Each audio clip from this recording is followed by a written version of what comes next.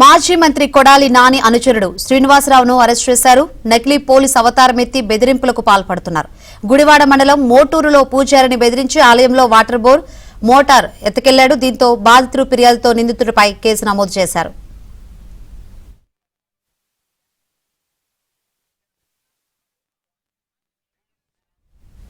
మరిన్ని వివరాలు మా ప్రతినిధి ప్రసాద్ అందిస్తారు. ప్రసాద్, ఏంటి అప్డేట్స్? శంకరి కృష్ణా జిల్లా గుడివాడలో మాజీ మంత్రి కొడాలి నాని అనుచరుడు పోలీస్ యూనిఫామ్ వేసుకుని హడావుడి చేశాడు. దీంతో స్థానికంగా ఉన్న వ్యక్తులు అతని తీరుపై అనుమానం వచ్చి చెప్పుకోగా అతను పోలీసు కార్యాన్ని నిర్ధారించారు. దీంతో స్థానిక పోలీసులకు సమాచారం ఇవ్వడంతో అతనిపై సెక్షన్ కేసులు నమోదు చేసి అతను అరెస్టు చేసినట్టు తెలుస్తోంది. ప్రధానంగా మాజీ మంత్రి కొడాలి నాని అనుచరుడిగా వైసీపీ ప్రచార విభాగ అధ్యక్షుడిగా గంటా శ్రీనివాసరావు కృష్ణా జిల్లాలో ఆ పేరుంది.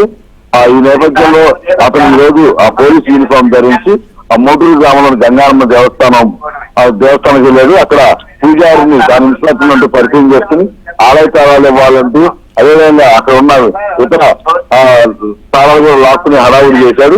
దీంతో పోలీసులు అది కారణం లేకుండా హడావుడి చేయడం ఎవరు చేయరు కాబట్టి అతను తీరుపై స్థానికులకి అక్కడ ఉన్న పూజారికి అనుమానం వచ్చింది. దీంతో అందరూ గట్టిగా పట్టుకుని నిలదీగా తన పోలీసులు కాదని అంగీకరించాడు.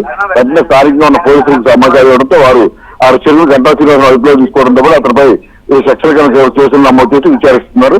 ప్రస్తుతం అతను కోర్టు హాజరుపరిచి రిమాండ్ ఇచ్చినట్టు తెలుస్తుంది. Shankari. Right, thank you Prasad.